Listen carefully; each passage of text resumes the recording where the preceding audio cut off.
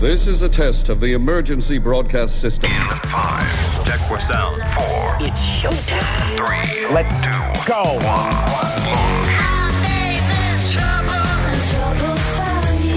This is the Pro Audio Suite, a podcast for audio and voiceover professionals.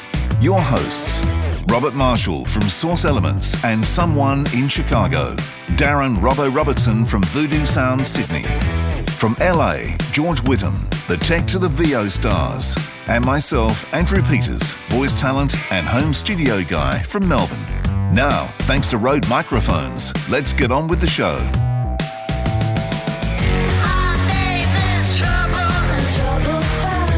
Welcome to another Pro Audio Suite. This week we have a special guest coming in from sunny Seattle. It is Brian Schmidt. How are you? I'm doing great, thanks. Now, I saw you recently being interviewed by Warren Hewitt, and you were at a conference, which is your conference, which is called Game Sound Con. And the reason you're running that is because you've been doing game sound for so long. In fact, you were one of the pioneers. Maybe for anyone that doesn't know you, just give us a bit of a background how you got into doing game sound. Yeah, so I started back in 87, back when sort of it wasn't really a field, and I feel bad, but I just kind of fell into it. I was studying music, I was studying computer science, because I'd kind of fallen in love with music technology back when I was going to school in Chicago in the mid-'80s.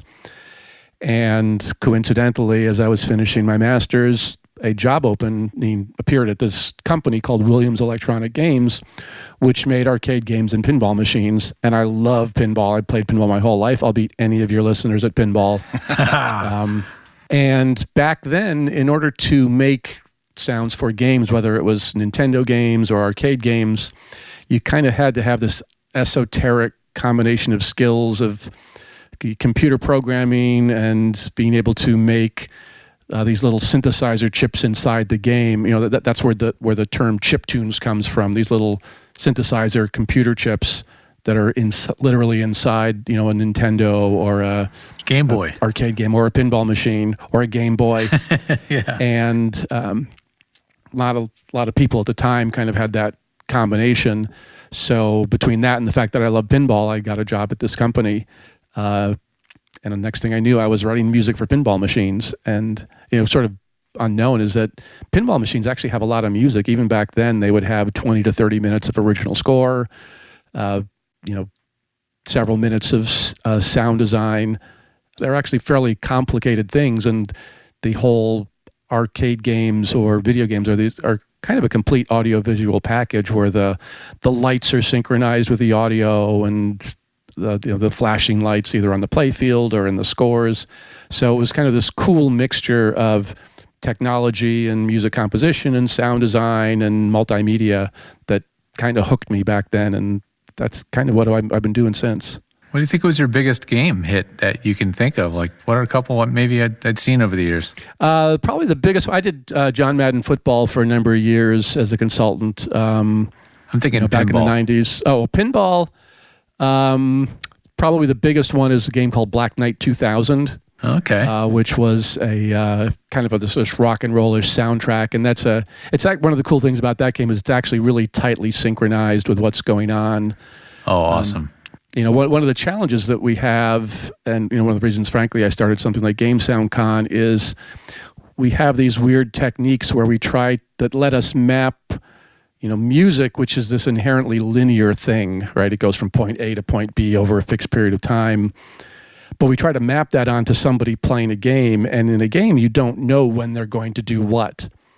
But you want to give them the illusion that when they're playing it, that what the music they get was scored exactly for the way they happen to be playing the game. And that particular pinball machine, Black Knight 2000, you know, all of the transitions occur at musical boundaries, and there's sound effects that will look at the underlying chord of what's going on in the music and will actually transpose themselves to fit harmonically with the music at the moment that it's playing. And so that's one of the reasons that probably was one of the bigger games. That's an application that does that? Or when you're writing the music, you're sort of creating the application that is the music? Yeah, and this is, again, the reason that back then you kind of had to have both computer programming skills and music skills. We had a custom little sequencer built into the game itself. And we could add whatever features we thought we would need for that game and add them. So we had a special music score language that we would use. We'd literally enter them, our music scores, in note by note in a text editor. We didn't use MIDI. Sure. But then we could say, oh, let me put a marker in this score saying what the chord is. And then if we had a sound effect we created, which we also created with these little note lists, because they're also generated by these little synthesizer chips, we could say, oh, before you figure out what notes you're going to play, maybe it's an arpeggio, da-da-da-dum, instead of just playing like C, E, G, C, well, look at the music and see what the music marker said the current chord is. Oh, it's E minor. Let's make that E, G, B, E instead of C, G, C, E, G, C. Yeah, interesting. So these sorts of things we could do because we were literally programming the system to do that. And we even had things that said we could, in the musical score, put controls in that would flash the lights on the playfield or cause things like that to happen. So it was very cool. And that's what I mean by these quirky combinations of music and technology and multimedia and kind of all having it come together. So back in the 80s, were you talking like a Commodore 64 or something like that? What sort of computers were we running back then? It was a little bit later than that. So the computers that were inside the arcade games are little dedicated, custom-built computer printed circuit boards. So it wasn't like there was no VIC-20 or Commodore 64 inside the game. But it was the same processor that was what a Commodore 64 had as a microprocessor like a Motorola chip. 6800. But, yeah, that's very good. Yeah, the Motorola 6800 chip, 6809, the Sega Genesis, our console system had a little Z80 processor in it, as well as a 68,000 processor, which is what the original Mac had. Oh, that's like a Quadra. I actually, the Quadra ended with the 68040. Yeah, it's little custom microprocessor chips. So when you were composing music, is it sort of like you have a static track that moves along and then you have these events that on a grid can be triggered by happenings in the game, and then those events that are triggered, you can give sort of if-then statements like, if you're triggered now, follow this chord. If you're triggered at some other point, follow this other chord. Yeah, and again, these days, in modern video games, there's lots of different approaches we take for interactive music, and one of them is exactly what you were talking about, where you create your piece of music, you let the system know what the tempo is, or maybe you put markers in your music that list out musically appropriate points to switch music if you need to switch music, from a wandering around stage to hordes of enemies coming over the hill stage. And then as different game events happen, either things the user does or that maybe AI characters do, or the game just decides to throw some enemies at you, you'd have events that trigger these audio events to occur. And then so it's your job to sort of map those game events to these audio events and use whatever information you have about what's the current state of the game to figure out how that should actually sound, because it may vary a lot depending upon context. For me, it would be a challenge not being able to hear it all in context, because I imagine you're just creating all this stuff separately, correct? Yeah, and that's definitely the biggest thing that people who are new to games sort of stumble on grasping their head around, is that you're creating all of the sound elements that the game is going to need to figure out when and how to play them.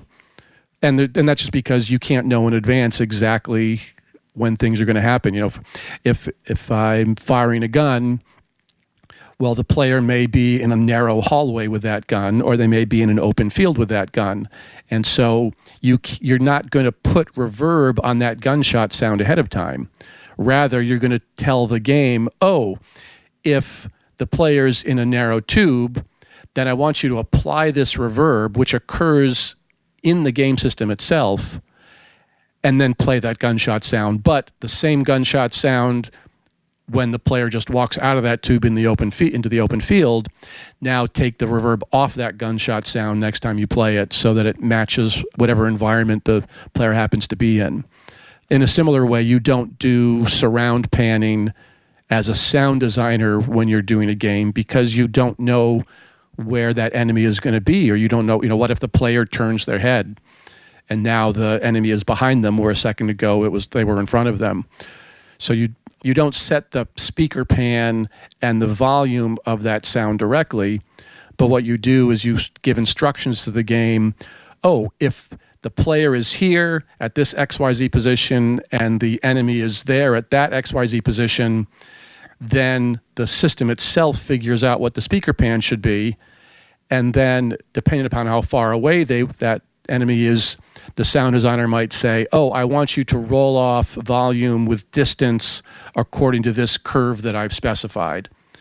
So again, the sound designer doesn't specify the volume of the sound or the pan of the sound, but they do have control over how that sound is going to change with azimuth and distance and elevation and so on. But it's collecting these pieces, and then the game has to assemble them all at runtime. So if I was playing a game, say that's like, let's say the Jetsons, right? And George Jetson is driving in his space car. As he takes off, it might go and then sort of go into a hover fly mode, and then as he lands. Are you making those ramp up and ramps down, or is that the AI automatically taking the sound that you've created for the car and speeding it up and slowing it down? Right. So what you're doing is you're using some tools to create a sound that has the ability to have the start, the brrr up, sustain for some amount of time, however long it happens to be, and then ramp down. So you probably would create that sound in three different parts, and then you trigger the part that you want to end. Exactly. And a more fancy example of that than George Jetson's car is any car from a current racing game, let's say Forza. It's not uncommon for at any given instant in a racing game for a vehicle to have around 25 to 35 sounds currently playing just for that one car. So you might have 4 different sounds, one for each tire skid that's driven by the physics of the game that's determining how much skid is occurring between the tire and the track. You've got exhaust sounds coming from the exhaust. You've got interior cockpit sounds. You've got interior engine piston sounds that are maybe being modeled. And all of these things are being controlled by elements of the game. It's, what's the player have as far as what gear are they in, what's their throttle position, what kind of braking they're doing, what's the road surface like. Can you hit a button to run out of oil and then you hear all your rings start to screech within the pistons? Actually, I wouldn't be surprised if they do that. The people who do racing games are very, very proud of the detail they put into their car sounds. I think that the industries are colliding. There's plugins, for instance, that are like a car. And you have the whole engine, and you can do some tire noise, and it's all parametric, sort of like, so here's a car plugin, and you can build car sounds with it, and including automating the RPMs. So as you're looking at your video, so this is the same thing. It's there's almost you could put a VST plugin inside your game, and then just hook up all the controllers to it, and here's your and your. Yeah, you're playing the sound of a car like an instrument. That's exactly what it is, and frankly, games were doing this 20 years ago. That's kind of how we do sound in games. Yeah, and that's a great way to put it. It's these sound modules are instruments that get played, and the input isn't a human controller, or isn't a human being, but it's data from the game representing what's going on in the game. Again, a great example of that for a car is what's the throttle, what's the load on the engine, how much are the tires skidding on the pavement. Those are all pieces of data that get fed into this instrument that then renders the sound of that in real time. So what's the skills then that you have to have? You are making the software, I imagine, and you're applying your sounds to the software. It's a combination. 20 years ago, you would have to basically write custom computer code for your game to do that.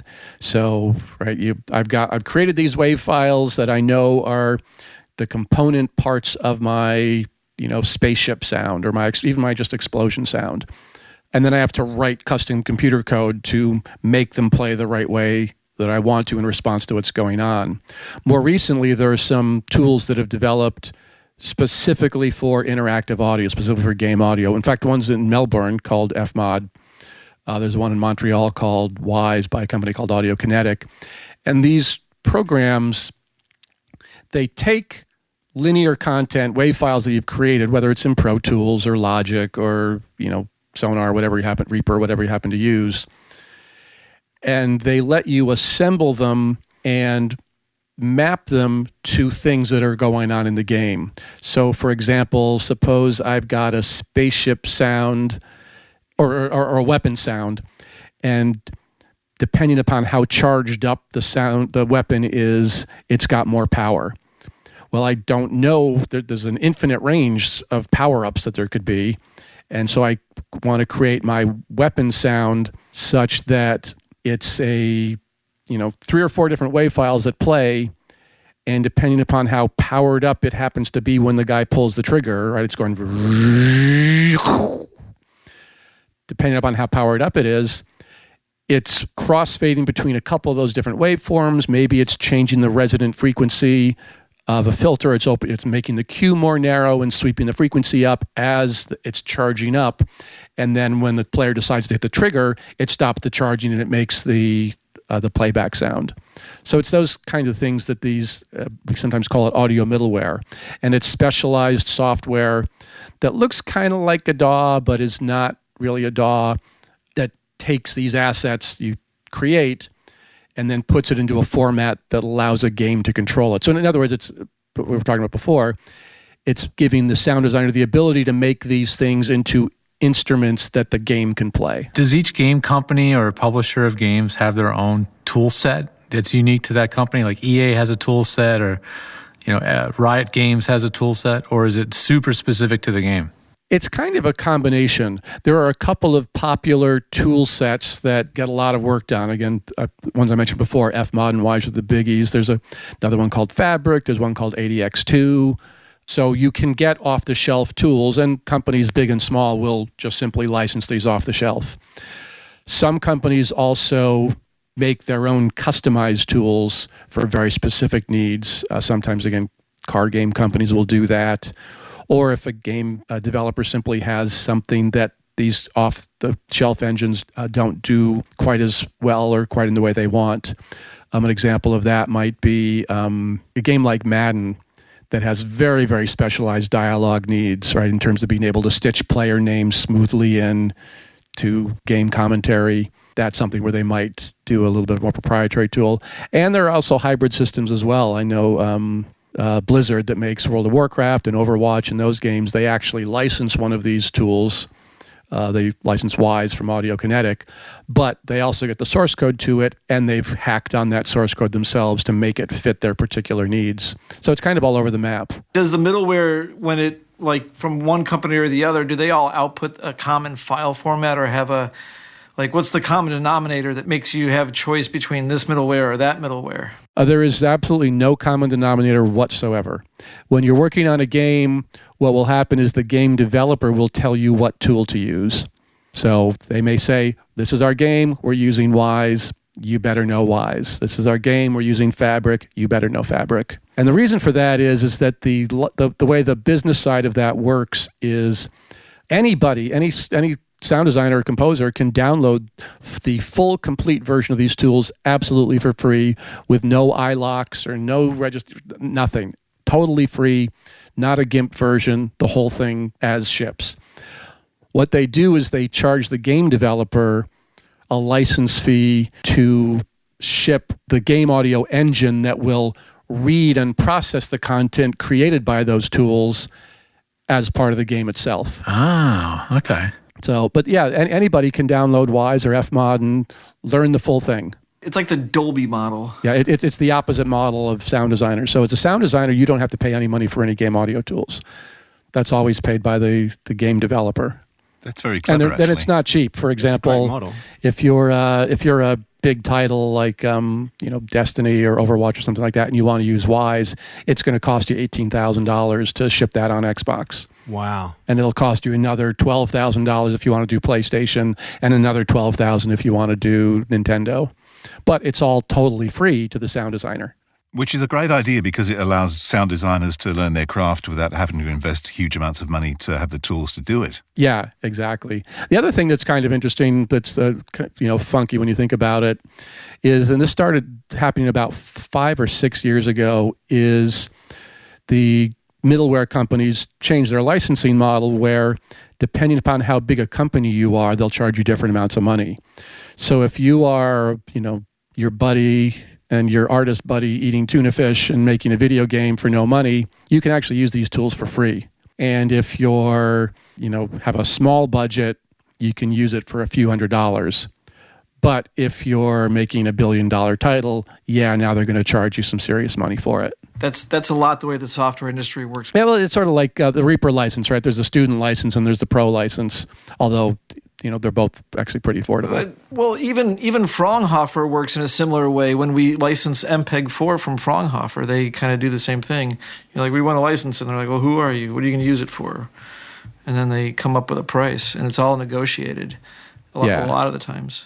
Something that interests me is the FMOD software and the other one that we're talking about. Is it easy to pick up, or is it something you've really got to sit down and get your head around? It kind of depends on the sound. And as an example, it's pretty rare that a game sound effect is just a WAV file that gets rendered out. Even something as simple as an explosion sound, you won't create an explosion sound in Pro Tools, mix it down, have it be a single WAV file, and just bring that into the game. Much more likely in games is your explosion sound will be a boom, so you'll have these different elements, and you leave them as separate elements. So you may create those separate elements in Pro Tools or SoundForge or Audacity or whatever. Are those elements WAV files? Yeah, those elements would be WAV files most of the time. Right. So you've got these, elements of your explosion or your gunshot sound, as, let's say, 4 or 5 separate WAV files representing different aspects of the sound, and you'll bring it into one of these game audio tools, and what the game engine will do then is when an explosion occurs, it'll send a message to this game audio engine saying, hey, I have an explosion, and the game audio engine will say, oh, I know how to make an explosion. It's these 4 WAV files, but what I'm going to do is I'm going to randomly set the pitch and filter of each of them before I play them back, and I'm also going to stagger them by a little bit of randomness in time. Now all of a sudden you have an explosion sound that doesn't necessarily sound exactly the same every time it plays.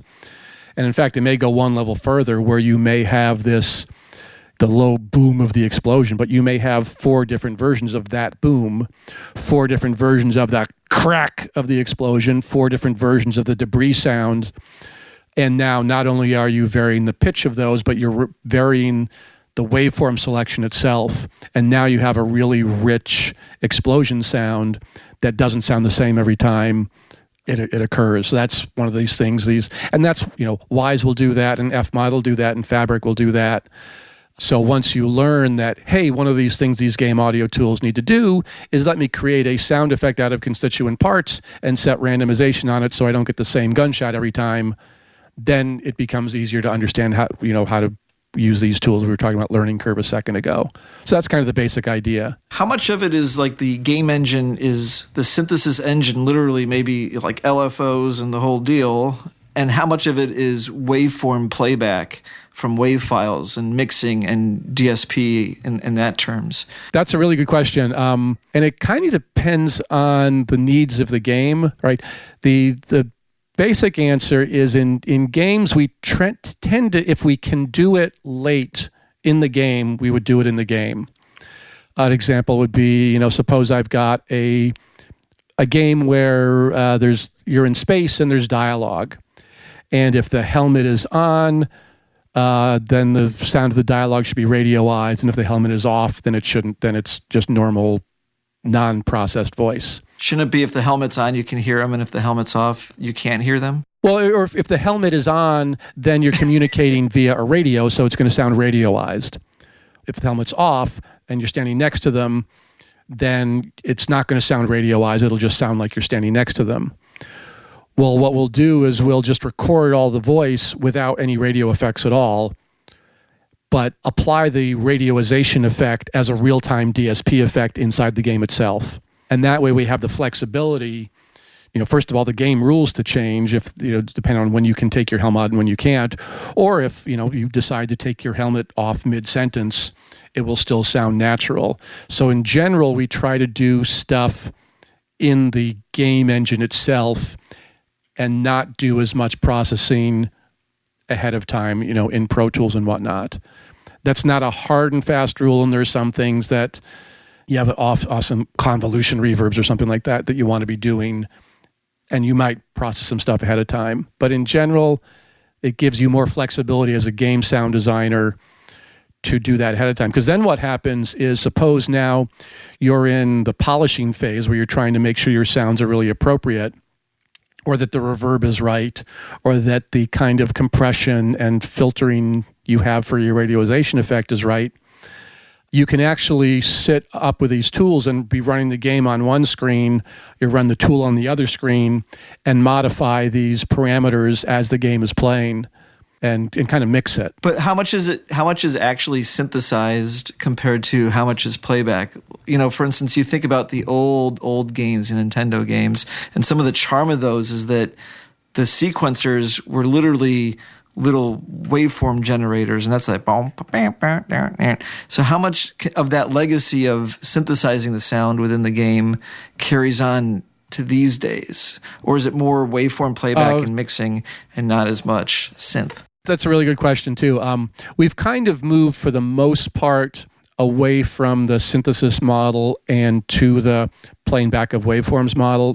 Certainly for music we've done that, right? It's not unheard of, but it's relatively rare to have music generated on the fly. We usually go into the studio now and record, full orchestras or rock bands or hip hop artists or whatever it happens to be. I take it back. There are some games out there that will do the current synthesized music. There's a really great, very nice interactive game called Peggle 2, super popular by Electronic Arts. One of the things that we all kind of lament in game audio is that when we were doing synthesis, like you mentioned, because we were synthesizing the score on the fly, we could do things creatively that you can't do if you have a pre-rendered wave file. Even something as simple as changing the tempo. When you're generating your music via synthesizers, you can simply speed up the tempo. Maybe there's something you have to do and time's running out, and so you make the music go faster and faster and faster and faster and faster and faster and faster. You can't do that with a piece of music you record in the studio. But that said, the trend really has been towards more wave file playback and not as much synthesis. It's kind of it's more unusual to have pure synthesis than careful sequencing and DSP effects on linear wave files being played back. Sure. I mean, you could give each room in a game its impulse and put an impulse reverb right into the game, and now just whatever you throw into that impulse reverb, if you walk out of that room, well, like you start crossfading impulses. Yeah, absolutely. That's a very common thing, especially in VR these days. Almost all VR games have the ability to have runtime convolution reverbs running in the game itself. And so in fact, they might do more than just a convolution reverb, because a convolution reverb is an impulse response from a specific location in the room of the impulse and the microphone that records the impulse. Well, if I'm in a VR game or something like that, and I'm walking around and now I'm right next to a cement wall, I'm going to want to hear that slapback echo.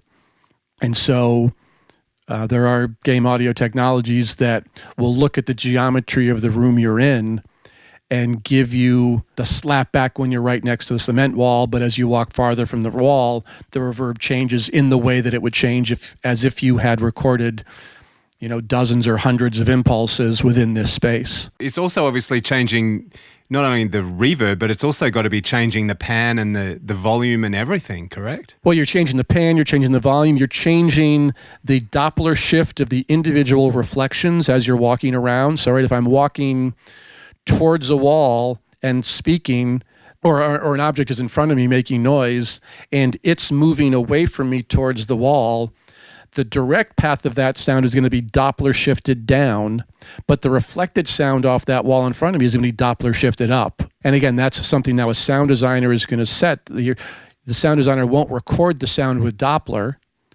but they will give instructions to this middleware that says, oh, if you're moving this fast, put this much Doppler on it. If you're moving this fast, put more Doppler on it. If you're moving slower, put less Doppler on it. Wow, that really adds an incredible amount of realism. That's just amazing. And think about how crazy this all gets if you inject Dolby Atmos and its objects into a game that has objects in it inherently. Atmos is, we sort of joke in games that, because games have been doing object-oriented audio since there were 3D games. That's been 25 years now. And it's in a sense because we're forced to. Because the game engine knows where the listener is, where the player is, and it knows where all the objects in the game are. The enemies, the helicopters, the puppy dogs, the laser guns, the cannons, whatever. And so we've always had to do sound as object-based 3D. And it's kind of been fun to see things like Atmos occur. It's like, oh, linear media is now starting to do object-based 3D as well, and so it's nice kind of seeing that bit of convergence going on. Are you familiar with MAX? It's a program that lets you basically create anything you want using MIDI, sort of as MIDI and audio as its backbone language.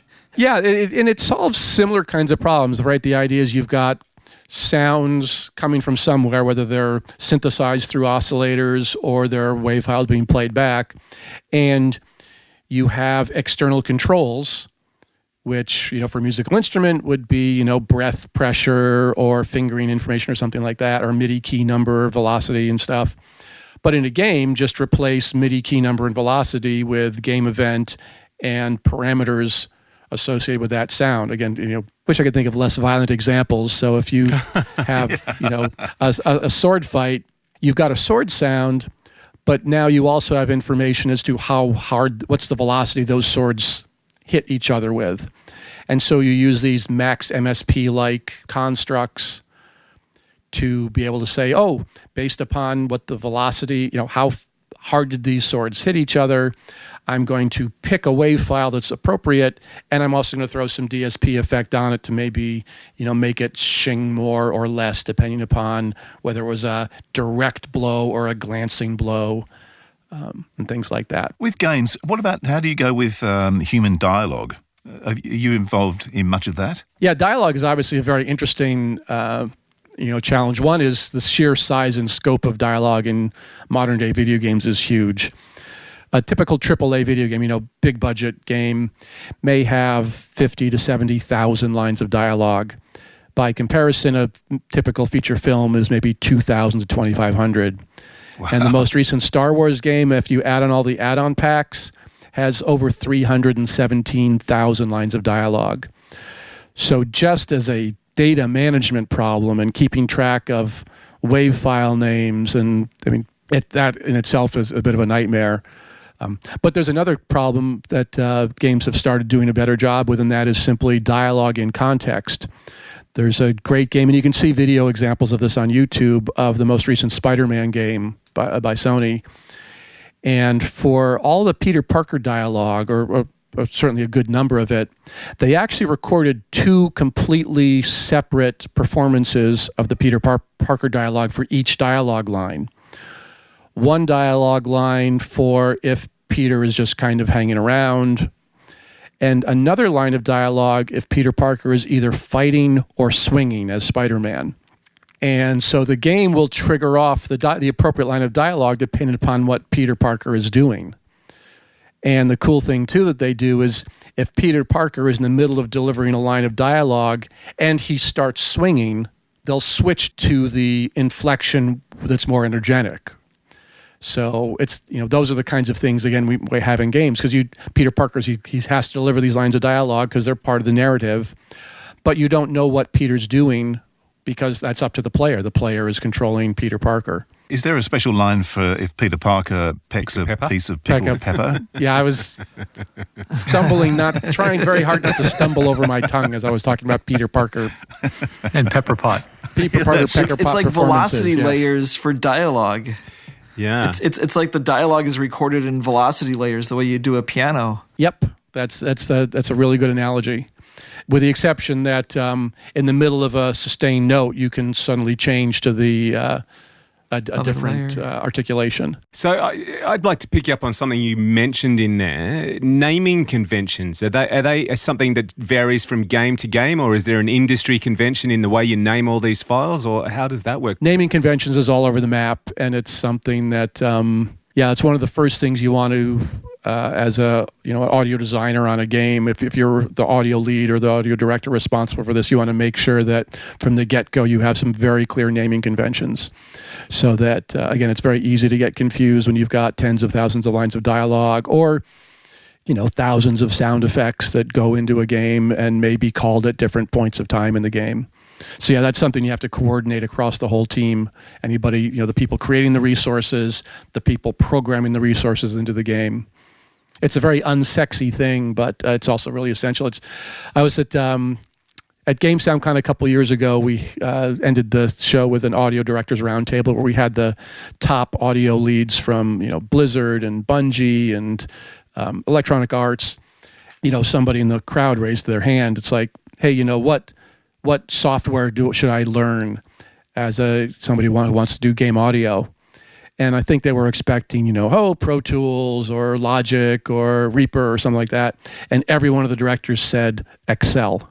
Yes, that's right. Because as a game audio, as somebody working on game audio, I can guarantee you will spend a lot of time in spreadsheets. Yeah, I bet. Yep. So how detailed are those spreadsheets? Do they come down to time, like length and name and the whole lot? Oh no, there's lots of detail in these spreadsheets, and this varies by team. But you want to obviously track, what the game event is supposed to be, the trigger the sound, what the sound is called in the game engine, what's the status of that sound, right? Has it been put in the game properly?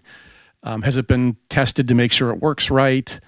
You probably don't have a duration. You might have some information as to what kinds of parameter controls it has. Again, an engine sound is going to have a throttle value, a gear shift value, and maybe an engine load value. So those would be documented in the spreadsheet.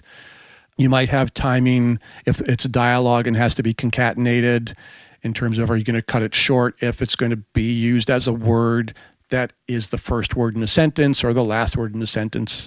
Things like that. I've noticed actually as a spectator of Xbox, because my son loves to play his Xbox, is Fortnite. Mm-hmm. A lot of the voices and the dialogue is actually background anyway. But the thing I'm fascinated by, and I could be wrong, but to me, the characters sound like they're all South African. Does that make any sense to you? Is there a reason why they would be South African? Not that I am aware of. It's like they're trying to be neutral, or is it because getting South African talent is non-union and cheaper? My guess is that's not it, because the in the U.S. certainly the large video game companies, again, of which Epic is certainly one. There is a standard SAG-AFTRA contract for video games and alternative media, and it's not prohibitively expensive. So I'm not. That I don't know. Now you have me wondering, and I think I'll dig into some of my friends at Epic to see what the scoop is with that. Yeah, it's interesting. But the thing that's interesting for me as far as games are concerned, I mean, the two biggest areas for voiceover, I would say currently, would be audiobooks and games. Yeah, I think so, very much so. And again, games runs the gamut, right? I did a game for Zynga a couple years ago called Zynga Bingo, and it didn't have some deep narrative story, but I needed some voiceover talent to record B-17. So it ranges from small things like that to very large narrative stories where, again, you've got thousands and thousands of lines of dialogue and dozens of characters. So there's definitely a lot of work over, we sometimes think of games as only being the Fortnites and the Destiny 2s and so on, but there's tons of other games out there. I guess the equivalent of, if we thought of only visual media as only being blockbuster motion pictures released in the theater. Well, there's television series, there's TV commercials, there's web series, there's corporate videos, there's all these other things that there are out there. So there's this giant range of games. And a lot of them are in sort of that mid-tier range these days where they're not a $100 million budget Mortal Kombat 11, but it's a $4 million budget mobile game that, still needs 60 minutes of music that's well produced and well recorded. And no, it's not going to have 80,000 lines of dialogue, but it's got 3,000 lines of dialogue. So there's a lot of that kind of work out there too. If the developers work in sprints, is it similar to which is yes. Sprints, for people who don't know it, is a very, very common way of doing software development. And the answer is absolutely yes. One of the things that, again, we also talk about this at GameSoundCon, is that when you're on a game team, you're working really on a software team on a product whose industry grew up in the software industry. So you've got sprints, which is these process called agile development, where you break work into little chunks. So you have sprints, you have stand-ups, you have Jira bug tracking, you have regression tests, you have all of these things that somebody who came from, being a programmer at Oracle is totally familiar with.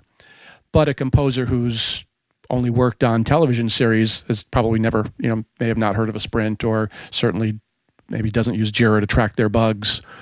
So there's this notion of what it's like to work on a software team and a software mindset. That's one of the biggest sort of production/business differences between games and traditional film, is this, yep, we're in software and we have to put sound into a game. You're not necessarily done. Somebody has to test it to make sure it works properly under all circumstances. There's no such thing as software that is shipped without bugs, and that includes, there are sometimes audio bugs where the RPM value isn't hooked properly up to the engine sound, or the tire skid sounds, the wrong sounds being made because the programmer misread a spreadsheet item or something like that. And these get entered and they get fixed by somebody. But yeah, it's a different kind of thing than saying, oh, I've got my finished linear media, let me just put my sounds on it and I'm kind of done. It's an absolutely fascinating industry. It's completely mind-blowing, actually, I must admit, for someone like myself. But part of your career has now led you to GameSoundCon, which I think you ran last month from memory. Yeah, it's the end of October. Yeah. So you do that annually, is that correct? Yep, we do that once a year. When I left Microsoft, which was 11 years ago now, I sort of had put together a 3 or 4 point business plan for what I wanted to do with my life. And I still do content, just finished a big update for Mutant Football League, which kind of a fun game. But also, I've always loved teaching. Both my parents were music teachers. And again, what I had seen was a lot of people coming from traditional media for the first time, getting into games, and they were, bumping into these problems, that just stuff they didn't understand, like what are their technical limitations of what we do. The business side of game audio is pretty different for the most part than how composers will get paid for either music or doing music for linear media like film or TV or something like that. And so the idea was to kind of have one place over a couple of days where people could, drink from the fire hose of what it's like to work on games, for the business, the creative, the technical challenges that we have in games that don't really pop up quite so much in more traditional media. And what sort of people do you get to GameSoundCon? These days it's a mix. So we've grown, right? Back in the first one, it was really almost all people from TV and film. I think there were about 40, 45 attendees that came. These days, we're about split between very, very experienced game audio people and composers and sound designers from more traditional media. We got about 10% students. We also get some researchers who are, academic researchers who are either studying game music from an academic perspective. Somebody might do like a Shankarian analysis of Koji Kondo's second Mario game or something like that. Or also researchers on cutting edge technologies. We had a couple sessions last year about machine learning as applied to video game sound synthesis. So we kind of get this eclectic mix of people, but at the core, it's working game audio professionals as well as professionals in traditional media, sound designers, composers, directors, and so on. Also voiceover specialists who either want to learn more about games for the first time or also now share lessons and tricks and tips or postmortems on sort of much more advanced technologies or more advanced topics in game audio. And it's really just everybody geeking out about music and tech and cool stuff that we do, kind of pushing them together. Everybody's kind of a music tech nerd at some level that comes to Game Sound Con. So do voiceover artists need any other skills than their usual ones to become good at doing games? Is it a different kettle of fish? Games are a little bit challenging for a couple reasons for a voiceover artist. One is simply, obviously, we talked about the sheer amount of content. Plus, if you've got content shipping over a number of months, right? We constantly have updates to video games over months, sometimes lasting years. So making sure you don't have character drift over, successive sessions and stuff, that's sort of bread and butter. A lot of times in video games, they're very secretive and you're not really told much or anything about the character until you get to the session. And even then, you may only be told a small part of it. Because the development of video games is so much longer than, production to post-production for a film, the studios seem to be very, very concerned that a lot of stuff is really on a need-to-know basis. So being able to direct, create a great performance under those circumstances is interesting. I was going to say you're more likely to do mocap, but these days you're just as likely to do mocap in traditional media as well. One thing that is common in video games, probably more so than in traditional media, is vocally stressful sessions where you've got grunts and exertion sounds. Remember when I was, or dog barks, for example. We talked about having variations of sound so that things aren't as repetitive. Well, what that applies to dialogue as well. So you're not going to have just one die sound for the scene.